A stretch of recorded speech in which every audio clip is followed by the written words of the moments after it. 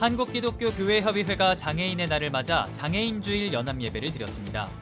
장애인이 차별받지 않는 교회, 함께 어울려 사는 사회를 만들자고 다짐했습니다. 기독교대한감리회가 발달장애인과 함께 예배하고 싶은 교회를 위한 실천 가이드북을 발간했습니다. 발달장애인을 동등한 예배 공동체 구성원으로 세우기 위한 교단 차원의 첫 실천 지침서 내용을 살펴봤습니다.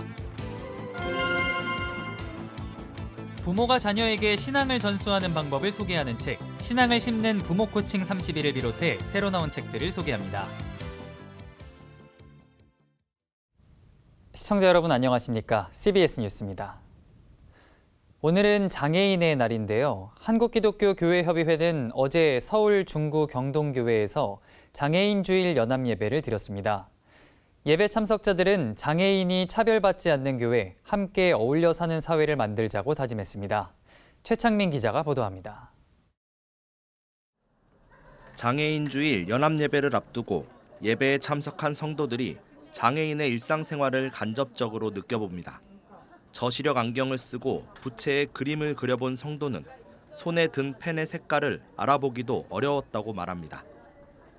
펜을 가까이 한 이 정도에 됐을 때 비로소 펜의 색이 무엇인지 약시라고 하면은 보통 정상 시력에서 조금 안 보이는 정도겠구나라고 생각을 하고 있었는데 오늘 체험을 하고 나니까 심각한 그런 장애가 있는 그런 상태라는 거를 알게 되었던 것 같습니다. 경동교회는 시각장애인들이 손으로 교회의 외관을 느낄 수 있도록 3D 프린트로 교회 모형을 제작했습니다. 눈을 감고 교회 모형을 만져본 성도들은 경동교회가 기도하는 손을 형상화한 외관이 아름다운 교회지만 장애인들에게는 불편한 점도 있었을 것 같다고 말합니다. 계단을 통해서 올라오는 게 이제 건축물 자체에도 느끼는 바가 이제 훨씬 더 신앙적인 느낌이 있는데 지금은 그쪽에서 못 오고 성교관을 통해서 이렇게 올라와야 되거든요. 그런 부분들을 이제 같이 공감하지 못하고 청각장애인들이 음악을 즐길 수 있도록 제작된 우퍼조끼를 체험한 성도들은 장애인들도 예술을 즐길 권리가 있다는 것을 새삼 깨닫습니다. 배낭 같은 걸 이제 등에 지었는데 등에서 이렇게 리듬이 와요. 그래서 듣지 못하는 사람도 느낌을 통해서 리듬을 탈 수 있겠구나, 그 분위기를 즐길 수 있겠구나 하는 생각을 했습니다. 한국기독교교회협의회 장애인주일 연합예배 설교를 맡은 박승열 총무는 장애인들에게 편견이 없는 열린 교회가 되어야 한다고 강조했습니다. 특히 장애인들을 위한 편의시설이 어린이나 어르신, 여성들의 생활도 개선한다는 점을 상기시켰습니다. 장애인들이 교회에 들어가도 곁을 내주지 않으면 함께 있는 공동체가 아닙니다. 장애인들이 이동권을 보장받자 여기 계신 많은 시민들도 함께 그 혜택을 누리고 있습니다. 연로하신 분들, 또 그 아이를 거느리는 임산부들, 아이 부모들, 또 무거운 짐을 끌고 캐리어를 끌고 다니는 여행객들. 장애인주일 연합예배 참석자들은 교회 내 장애인 편의시설 확충은 물론 교회 밖에서도 장애를 이유로 차별받지 않는 사회가 되도록 함께 노력할 것을 다짐했습니다. CBS 뉴스 최창민입니다. 기독교대한감리회가 최근 발달장애인과 함께 예배하고 싶은 교회를 위한 실천 가이드북을 발간했습니다. 발달장애인을 돌봄의 대상이 아닌 동등한 예배 공동체 구성원으로 세우기 위한 교단 차원의 첫 실천 지침입니다. 오요셉 기자입니다. 발달장애인 사역의 필요성은 느끼지만 어디서부터 어떻게 시작해야 할지 막막한 교회들이 적지 않습니다. 특히 전담부서를 마련하기 어려운 작은 교회일수록 부담과 고민이 더 큰 현실입니다. 이런 가운데 감리교가 현장에서 바로 활용할 수 있는 예배 교육 실천 매뉴얼을 내놓았습니다. 광림교회와 만나교회, 선한목자교회, 성수교회, 꽃제교회 등 체계적으로 장애인 사역을 펼쳐온 교회 목회자들이 집필에 참여해 전문성과 현장성을 동시에 담아냈습니다. 발달장애를 진단받는 비율도 높아졌고, 그리고 경계성이나 ADHD 친구들이 워낙 많아요. 부서가 운영되고 있는 교회는 좋지만 부서가 운영되지 않고 교회에 한 명 있는 그 친구를 어떻게 케어할 것인가에 대한 고민들을 하는 곳들을 봤어요. 그래서 발달장애 친구가 있는 교회나 아니면 발달장애 부서가 있는 교회가 모두 쉽게 읽을 수 있는 안내서를 좀 만들었으면 좋겠다. 이번 스타터북은 이론 중심의 전문 서적과 달리 교회 현장에서 바로 적용할 수 있도록 기획됐습니다. 우선 일반 교회 학교 안에서 발달장애 아동 청소년이 함께 예배하도록 돕는 통합 예배 방법을 제시합니다. 또 중증 발달장애인들을 위한 전담 부서를 운영할 수 있도록 발달장애인의 인지 수준과 감각 특성에 맞춘 교육 예배 환경을 조성하는 구체적인 방안을 담았습니다. 특히 사주 설교 프로그램과 교사용 지도안, 시각자료 활용법 등을 수록해 성경 교육과 복음 제시를 발달장애인의 눈높이에 맞춰 재구성할 수 있도록 도왔습니다. 이 친구들은 문제 하나 교육 불가능 대상이 아니라 그들의 눈높이에 맞춰서 교육 환경을 조금 조정해주면 이 친구들이 무엇을 원하고 무엇을 불편해하는지 이해하고 그런 마음으로 교육적 접근을 할 수 있다. 그들이 느끼고 받아들일 수 있는 복음, 신앙교육을 이제 만들어 가야겠다. 지필지는 교회가 장애 가정에 가장 따뜻한 환대를 보여주는 공동체가 돼야 한다고 입을 모았습니다. 재정 지원과 별도의 예배 수준에 그치지 말고 전 교회적인 인식 전환이 우선돼야 한다는 겁니다. 그러기 위해선 장애인 부서가 교회 안에서 섬처럼 따로 떨어져 존재하지 않도록 교회 안에서 장애인과 비장애인이 만나는 접점을 일상적으로 넓혀가야 한다고 강조했습니다. 우리 아이가 구원받을 수 있습니까? 그런 질문들을 하셨었는데 아이들의 신앙생활과 예배 생활에 대한 고민하시는 부모님들이 이제 꽤 많이 계신 거죠. 우리가 하나의 공동체로 여기고 하나의 예배자로 우리가 볼 수 있는 눈이 일단 저희도 갖춰져야 할 것 같고요. 그래서 우리가 현장에서 같이 살아나간다라는 것을 느끼게 할 수 있는 것 자체가 우리의 방향이지 않을까라는 생각을 해요. 지필지는 장애인 사역은 일부 교회만 하는 특별 사역이 아니라 모든 교회의 기본 사명이라며 장애인과 함께하는 공동체의 모습 그 자체가 강력한 선교적 메시지가 될 수 있다고 말합니다. 특별히 예수 그리스도의 십자가 복음은 약해지심의 복음인 만큼 연약한 이들과 함께하는 자리에서 십자가의 의미와 하나님 나라의 이상향이 더욱 선명해진다고 강조했습니다.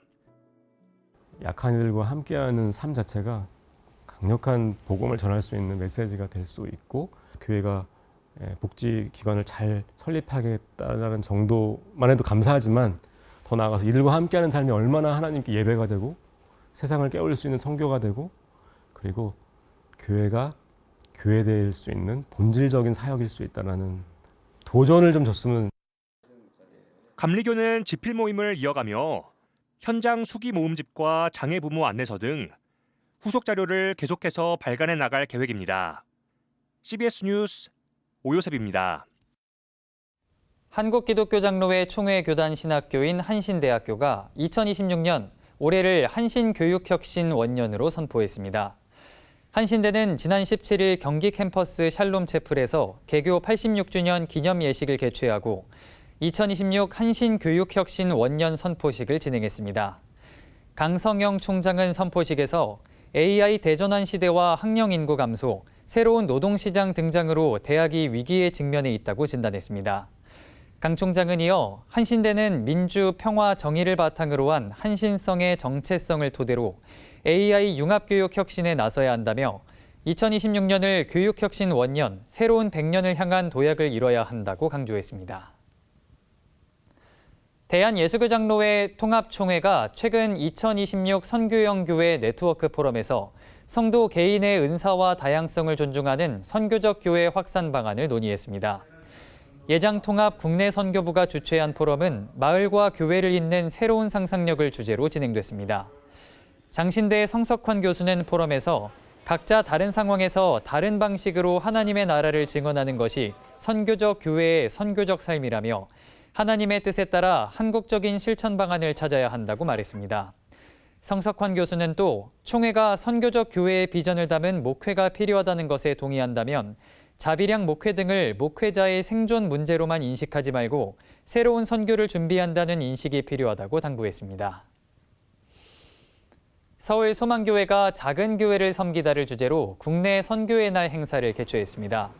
소망교회는 이날 행사를 시작으로 6월까지 국내 선교 사역 현황을 공유하고 국내 미자립 교회와 개척 교회 돕기에 나섭니다.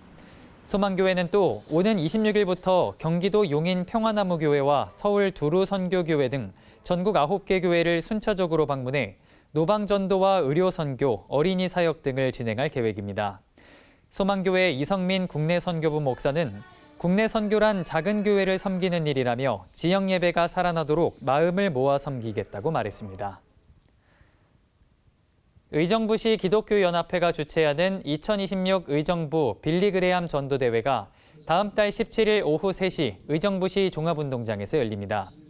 이번 대회에는 빌리그레암 목사의 손자인 윌 그레암 목사가 강사로 나섭니다. 주최 측은 특별히 이번 대회에 국내 이주민 10,000명을 초청해 역방향 선교의 출발점으로 삼겠다고 말했습니다. 대회장 이정재 목사는 이번 대회는 단순한 집회가 아니라 하나의 영적 흐름을 만드는 사건이라며 대한민국이 다시 복음으로 깨어나는 전도대회로 만들겠다고 말했습니다. 다음 세대 신앙교육과 전수가 점점 어려워지는 현실에서 부모와 아이에게 도움을 줄 수 있는 책이 나왔습니다. 성경에 대한 올바른 이해를 돕는 이단 전문가 탁지일 교수의 책도 눈길을 끕니다. 이승규 기자의 보도입니다. 다음 세대가 감소하는 현실에서 자녀에게 신앙을 전수하는 일은 매우 중요합니다. 하지만 많은 부모들이 자신의 욕심을 버리지 못하고 하나님의 방식이 아닌 내 방식대로 신앙을 전수하려는 오류를 범하고 있습니다. 책은 성경에서 말하는 부모는 어떠해야 하는지, 자녀를 대하는 부모의 자세를 말함과 동시에 가정 예배의 중요성을 강조합니다.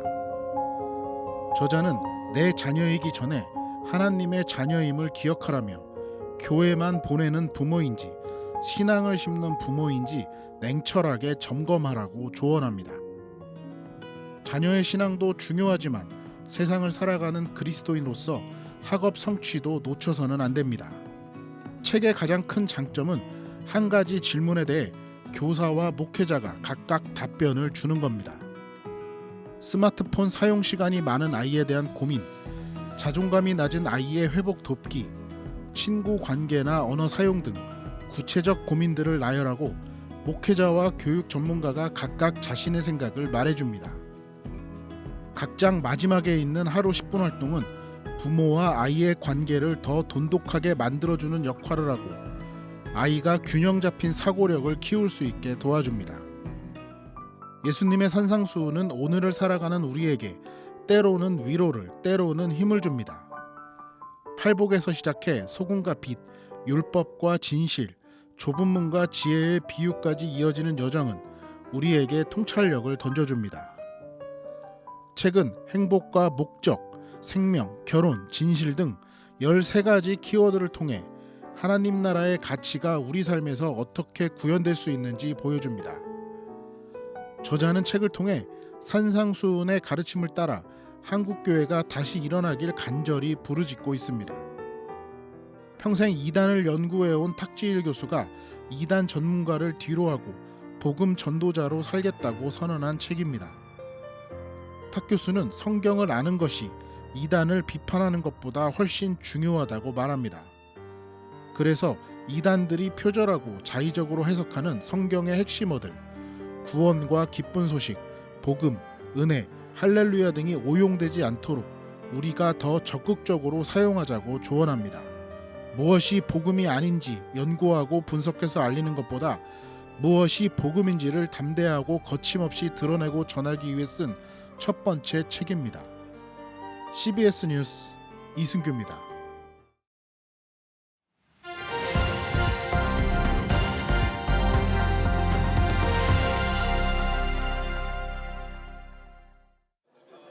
서울 양천구 목민교회가 한 영혼 구원 프로젝트로 새생명 만남의 날 전도축제를 개최했습니다. 목민교회의 최대 행사인 이 자리엔 배우 남보라 씨가 게스트로 출연해 은혜를 나눴습니다. 우리 많은 교우분들이 이렇게 새로운 분들을 초대해서 오늘 이렇게 예배를 드리고 있는데 정말 많은 분들이 교회를 다시 찾아주셨거든요. 한국교회 희망이 있습니다. 목민교회 영혼구원 프로젝트는 일회성 행사가 아닌 교회의 목회 방향과 연결된 체계적인 전도 활동으로 운영되고 있습니다. 경기도 안양에서 열린 교회 리폼드 라이브러리가 문을 열었습니다.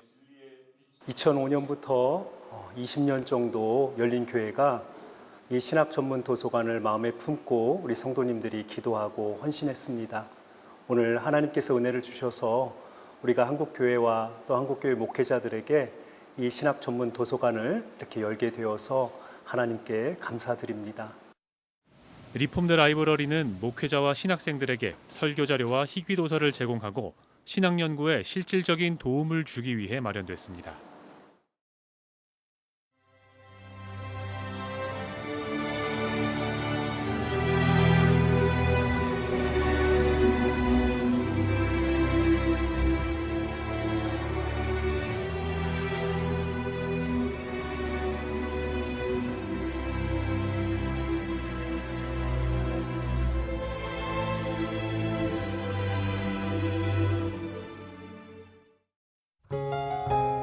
날씨입니다. 내일은 전국 대부분 지역에서 아침 기온이 큰 폭으로 떨어져 춥겠습니다.